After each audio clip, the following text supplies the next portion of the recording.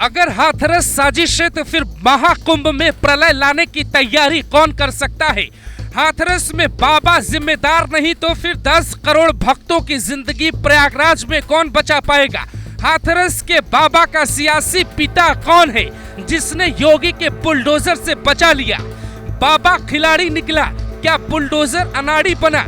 121 लोगों की जान का सबसे बड़ा विलन बाबा क्या बच गया है। एसआईटी की रिपोर्ट में सूरजपाल का नाम क्यों नहीं है।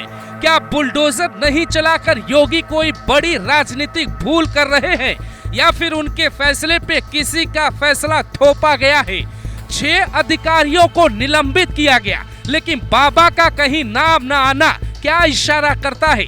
आखिर किस दबाव में बाबा को छोड़ दिया गया या फिर बाबा की कथाओं में मरने वाले का कोई जिम्मेदार नहीं है। पिछले 48 घंटे में ऐसी कौन सी डील हुई कि बुलडोजर हाथरस पहुंचकर बाबा सूरजपाल के आश्रम का रास्ता भटक गया। इस कहानी के पीछे सियासी ताकत है। कानून कहता है जिसकी वजह से घटना हुई उसकी जिम्मेदारी तय होनी चाहिए। कई गंभीर सवाल हैं जिसका जवाब नहीं मिल रहा। 2.5 लाख भक्त बाबा के कहने पर ही आए तो फिर बाबा की जिम्मेदारी क्यों नहीं। सेवादारों की नियुक्ति बाबा ही करता, फिर सेवादारों की गिरफ्तारी पर बाबा की क्यों नहीं। सब कुछ बाबा के इशारे पर होता है लेकिन एफआईआर और जांच में बाबा का नाम क्यों नहीं। बाबा वोट बैंक का काम सपा के लिए करता है तो फिर योगी पर किसने दबाव डाला। मायावती खुलकर कार्रवाई की मांग करती है लेकिन चंद्रशेखर क्यों नहीं मांग करते। अखिलेश यादव बाबा की गिरफ्तारी पर क्यों नहीं अड़े, सड़कों पर क्यों नहीं आए। क्या ये खेल वहीं से जुड़ा है। पहले दिन से कार्रवाई को देखकर लगता है यूपी पुलिस जैसे बाबा को संरक्षण दे रही थी।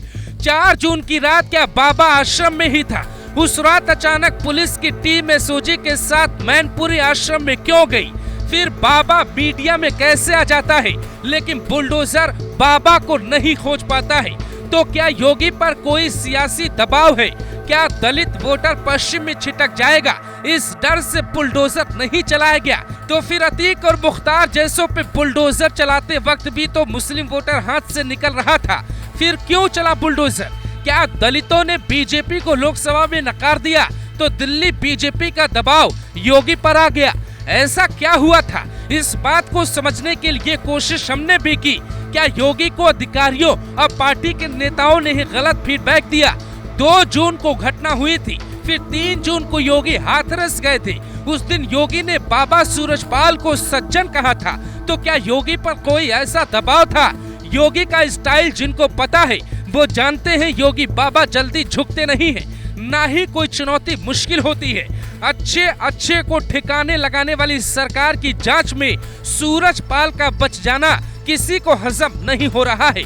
215 पन्ने के एसआईटी रिपोर्ट के कुछ पन्ने आपके सामने हैं। इसमें कहीं भी सूरजपाल का नाम नहीं है। ऐसा कैसे हो सकता है। जो भक्त आए थे वो बाबा को सुनने आए थे। जो कथा हो रही थी उसका संचालन तो बाबा ही कर रहा था, फिर वो मौत का जिम्मेदार क्यों नहीं। इस बात को समझने के लिए समझना होगा बाबा की वो कहानी जो अब तक समझ में नहीं आई। बाबा की कुंडली खुलती तो कई बीजेपी नेताओं का नाम ही आता। तो क्या पार्टी का ही दबाव योगी पे पड़ गया। पीलीभीत से एक विधायक तो बाबा के इतने बड़े भक्त हैं कि वो 7 बार बाबा का प्रवचन अपने विधानसभा क्षेत्र में करवा चुके हैं। खुद अखिलेश यादव का रिश्ता भी बाबा से सामने आ चुका है।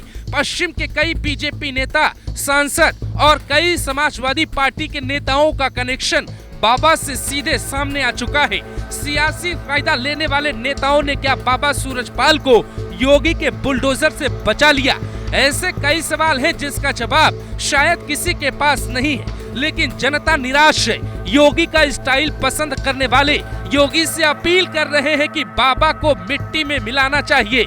न तो सूरजपाल पर एक्शन हो रहा है, न ही उसके आश्रम पे कोई एक्शन दिखाई दे रहा है, न संपत्ति सीज हो रही है, न ही बुलडोजर दिख रहा है।